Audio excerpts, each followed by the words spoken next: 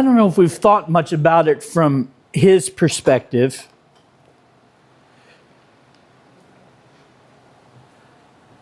I know that we have thought about it from the crowd's perspective. I know that we have thought about it from Jesus' perspective. I know that we've thought about it from our perspective. But I don't know that we've thought much about it from his perspective. I can imagine it, though. I can imagine it being a day like no other. So beautiful. I mean, after all, it's paradise, right? And he finds himself, he's lounging at a table that is made of gold and place settings that are platinum, and he's having his very first latte made with whole milk. And by the way, Lazarus loves latte. And there with him are Father Abraham and the great prophet Samuel and the great King David, and maybe even his mom and dad and some cousins that he's really surprised that are there, and that sort of thing. You just kind of picture it, and it's all so surreal to him. He's still trying to wrap his head around it. He doesn't really understand what happened. Last thing he remembered, he had a chest cold. And then it seemed to get worse. And then the next thing he knew, Father Abraham was welcoming him to, paradise. And now here he is, and he's sitting among these heroes of his that he's heard their stories told, and they've been repeated for century after century. And Father Abraham is telling him the story about how Creator God had called him back when Abraham's name was Abram to go to a country that he would possess. It was a country that was offered to him on promise. And Lazarus is sitting there on the edge of his seat, and it's just a surreal moment, and he's trying to take it all in. And just in that moment, Father Abraham pauses it because there's a loud voice like over a PA system at Walmart, except, you can understand the words. And everyone recognizes the voices. It's Jesus' voice. And he says, Lazarus, here, now. And then the next thing Lazarus knows, he's in the dark. He's laying on granite. He tries to get up, but he's like all bundled up in swaddling clothes, and he thinks he sees a light. The best he can figure, he's in a cave, and he moves toward the light, and he stumbles out of it, and he sort of sees Jesus, and he hears his voice, and Jesus says, take the swaddling clothes off of him. And the next thing you know, Lazarus is back in Judea. He's back near Bethany. What happened? He was just having a latte. They don't even have lattes in Judea in the first century. And don't get me wrong, he's happy to be back. I mean, his sisters look like they've been so sad. They look like they've been crying for days, their faces all swollen and everything. And the crowd, they just stare at him. They just stare at him like he's a miracle or a ghost or something. He's always happy to see Jesus, but there with him are his disciples who they're so stunned they're not even talking, and the disciples are always talking. And he's glad that everyone seems to be excited and amazed. But he didn't ask for this. He didn't ask to come back.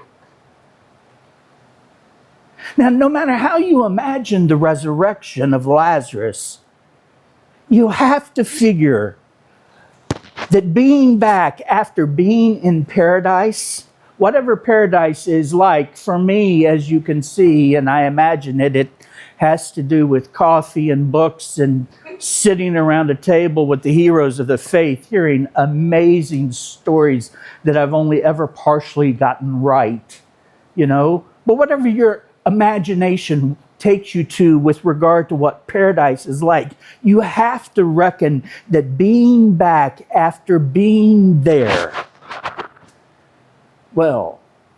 it's something of a disappointment for Lazarus, right? I mean, don't get me wrong. Like I said, he must be happy that everyone's happy. He's happy to see them again. He's happy to see his sisters because he loves them. But he didn't ask to be back. He did not ask for this. And on top of that, since he's been back, he's caught word that not only do the priests want to kill Jesus, now they want to kill him because he is back. I mean, you just look at these verses in John chapter 12, verse 9 through 11 that Miss Glorestein read so well for us. When all the people heard of Jesus' arrival, they flocked to see him and also to see Lazarus, the man Jesus had raised from the dead. When the leading priest decided to kill Lazarus too. For it was because of him that many of the people had deserted them and believed in Jesus.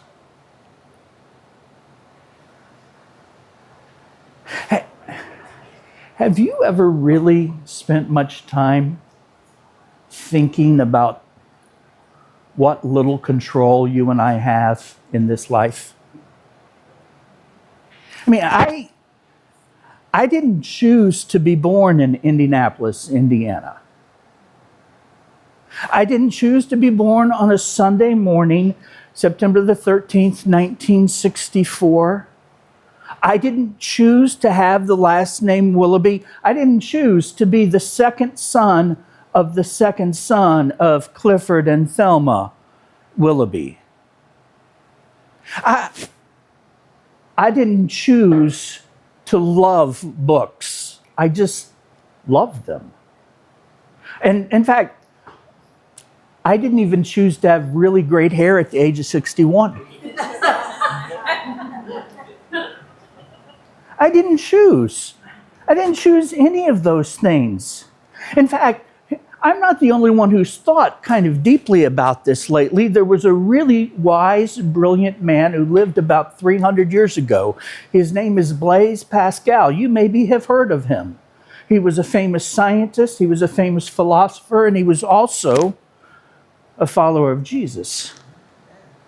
He wrote a book called Pensées. C'est Blaise Pascal. He was French, and Pensées, well, it means thoughts, because that's what the book is. It's a book of his thoughts. And listen to what he says some 300 years ago. The language is a little different, but you'll still get the same drift. He wrote, "I am so made that I cannot believe. Who has given me the kind and number of passions so that I would use them? Who's put me in this place and time?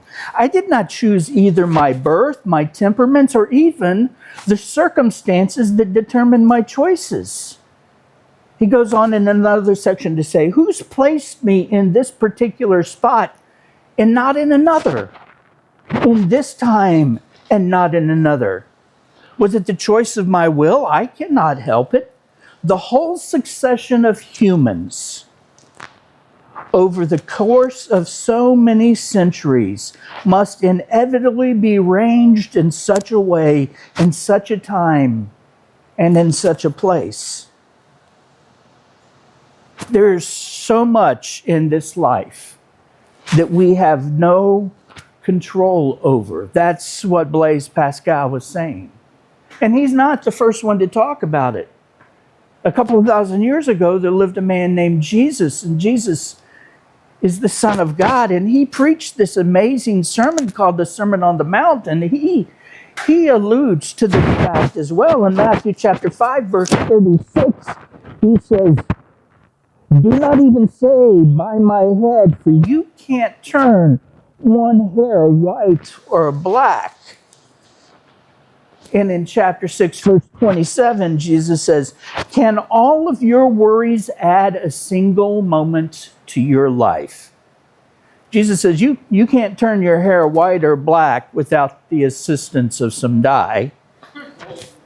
You can't do it just by wishing it. by willing it to happen, and you can't add a single moment to your life by worrying. Now, you can take moments off your life, the doctors tell me, from worrying, but you can't add moments to them because you and I have not found the ability to give life. I mean, how many of us, when we think about our bodies, would like to change something that we did not choose? I mean, if I could just add 6 inches to my height, I wouldn't have to lose any weight at all. I'm the perfect height for a man 6'4". The truth is, there is a lot about our lives that we have had little control over. A lot about us that was decided for us by others. And some of those others, we don't even know who they were. Some of those things that we didn't choose for ourselves, we try to change so that we don't stand out as different, or so that we can find a group to belong to, a place to feel at home. Unfortunately, groups can be dynamic, and places to feel at home can be elusive. And so we have to keep trying to change the things we didn't choose about ourselves.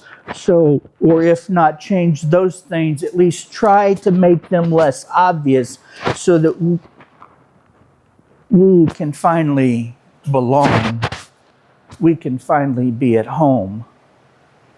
I mean, we work so hard to build homes for ourselves and lives for our families, and vacations to go on and things to drive so that we can find relaxation and so that we can have some sense of importance. And we work so hard to be comfortable in our homes. And there's nothing wrong with feeling comfortable in our homes. There's nothing wrong at all with feeling comfortable in our homes, as long as we understand that the drive to feel comfortable in our homes is so that we will finally feel at home. Because we're in a quest for this sense of at-homeness, a place of rest, a place to be at peace, a place to belong. And when I think of us and our human condition, our need for acceptance and our deep desire for a place to belong, I can't help but feel bad for Lazarus. After all, he didn't decide to come back from paradise. He didn't choose to come back to a place where there's constant striving to become and constant effort to own and achieve. And if you don't think that that was true back then as it is today, then I suspect you don't fully understand and appreciate the human condition. Because from the time of our births, from the time when we were born until the time that we die, humanity's great quest is tied up in becoming, belonging, and achieving. It's been that way from the very beginning, and it will be that way until the end of time. So, I feel bad for Lazarus. I truly do. He had it. I mean, he was there, man. But then he had to come back here. But unlike me, and maybe unlike you, he doesn't spend a whole lot of time whining and crying about what he can't change. Instead, if I understand these verses correctly, you know what Lazarus does? He gets busy telling people about what he experienced. He says, "You won't believe this, but I was with Abraham and King David and great judge and prophet Samuel, and we were lounging around these tables made of gold, and Father Abraham was in the middle of telling me this great story about Creator God, and they have these things that haven't been invented yet called lattes, and they are so good, and they can even make little leaves on the top of them for you. And you drink them in these platinum cups with these diamond-encrusted spoons, and there's like food everywhere, and you don't have to pay for it. You just go up and eat as much as you want." And you might be thinking, where did I get that from? Where did I get the idea that he had that kind of conversation? Well, it's fairly simple. Just look at those verses I read to you. Verse 10. Then the leading priest decided to kill Lazarus too. For it was because of him that many of the people had deserted them and believed in Jesus. For it was because of him, Lazarus, that many of the people believed in Jesus. Can't you just hear the conversation with Lazarus? Did you really die? I was so sick. It just started as like this chest thing, and then it moved up into my head, and then I had this headache, and I just thought my head was going to explode, and the next thing you know, I'm on this amazing lounge chair, and I'm sitting there with Father Abraham, and it's crazy. It was crazy. And so the people say to him, so it's really true. It's really true that you were dead and that you came back. And Lazarus says, that's what I'm telling you, man. Jesus is the real deal. I was dead, and look at me now. Feel these arms. Do these feel like dead arms to you? No. I'm telling you, I was gone. He brought me back. Don't ask me to explain it because I can't. I'm just telling you. For it was because of Lazarus that many of the people had deserted the Jewish leadership and believed in Jesus.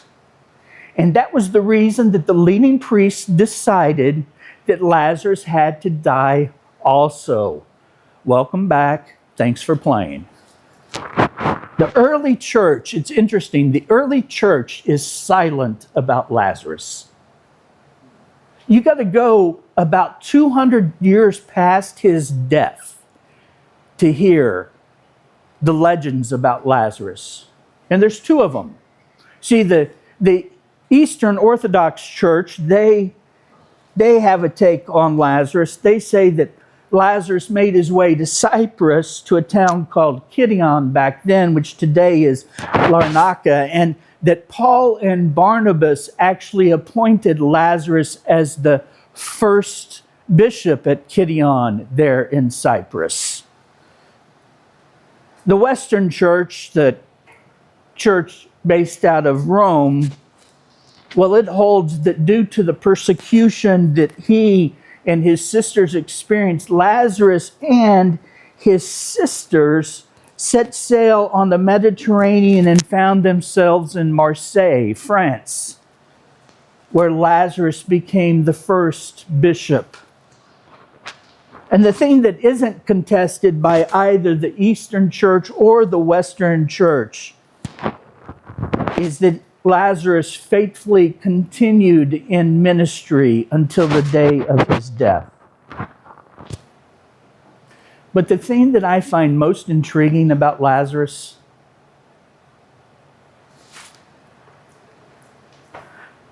he doesn't utter a word in all of the Bible. Not one.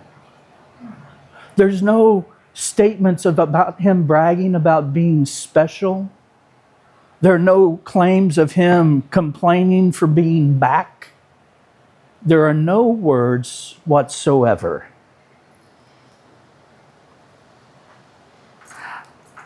And I suspect it's because he's not the main character in the story. There's a beautiful passage of Scripture, Hebrews chapter 11. It's sometimes called the faith chapter. It's almost like a roll call for heroes of the faith throughout the Hebrew Bible. And it starts out in Hebrews chapter 11, verse 1. Faith shows the reality of what we hope for. It is the evidence of things we cannot see. Through their faith, the people in the days of old earned a good reputation. By faith, we understand that the entire universe was formed at God's command, that what we now see did not come from anything that can be seen. It was by faith that Abel brought a more acceptable offering to God than Cain did. Abel's offering gave evidence that he was a righteous man, and God showed his approval of his gifts. And although Abel is long dead, he still speaks to us by example of his faith. And from that point, the passage, the chapter just takes off. I highly recommend you reading it. I would even encourage, especially for those much younger than me, that you memorize it, because it's worth the time and effort. It's like a master class in the history of faith through the centuries. I mean, the writer talks about Enoch and Noah and Abraham and Isaac and Jacob, and spends some time talking about Sarah and how she gave birth to Isaac in her old age. And then before it goes on to recount the great heroes like Moses and Gideon and Barak and the prophets and such, the writer makes this profound statement in verse 13 that Jess had read for us earlier. And it's really worth your hearing this. All these people died, still believing what God had promised them. They did not receive what was promised, but they saw it all from a distance and they welcomed it. They agreed that they were foreigners and nomads here on earth. Obviously, people who say such things are looking forward to a country they can call their own. If they'd longed for the country they came from, they could have gone back. But they were looking for a better place, a heavenly homeland. That is why God is not ashamed to be called their God, for He has prepared a city for them. All of those people in Hebrews chapter 11, they knew that this place was not their home. They didn't become confused into thinking that this is all there is. They learned to live as supporting cast with Creator God being the lead. They were still looking for a place to belong when they died. They gave themselves to obeying God and not settling for what was on offer in a broken and hurting world. The writer said they were looking for a better place, a heavenly home. And Creator God is not ashamed to be called their God, for He has prepared a city for them. And then the writer ends the chapter with this. All these people earned a good reputation because of their faith, yet none of them received all that God had promised. For God had something better in mind for us, so that they would not reach perfection without us.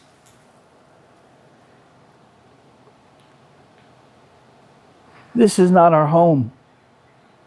This is not all that God has planned for us. So if you find yourself feeling like you don't belong, it's because we don't. So we can stop trying so hard to belong. God has promised us so much more. And I don't know what Lazarus experienced when he was dead. Maybe he didn't like lattes at all. Maybe he was more of a pour-over guy. I don't know. But what I do know from John chapter 12 is this. Lazarus came back to a world not of his choosing, in a place and time not of his choosing, and yet his life wasn't a tragedy. His life is called a testimony. He became living proof that hope is not fragile. It's not a fragile wish, but a solid reality because of Jesus. His very life whispered to the world, the grave does not win. Death does not have the final say. There is a kingdom prepared for us. And there's hope for you too. We're not home yet, but because of Jesus, we know where home is. We are not home yet, but because of Jesus, we can live as witnesses to a hope that does not disappoint. We are not home yet, but until that day, we bring the light of that hope into a world that desperately needs it. So take heart, because we're not home yet. But I promise you this, home is waiting. And I hope you think about that, all right?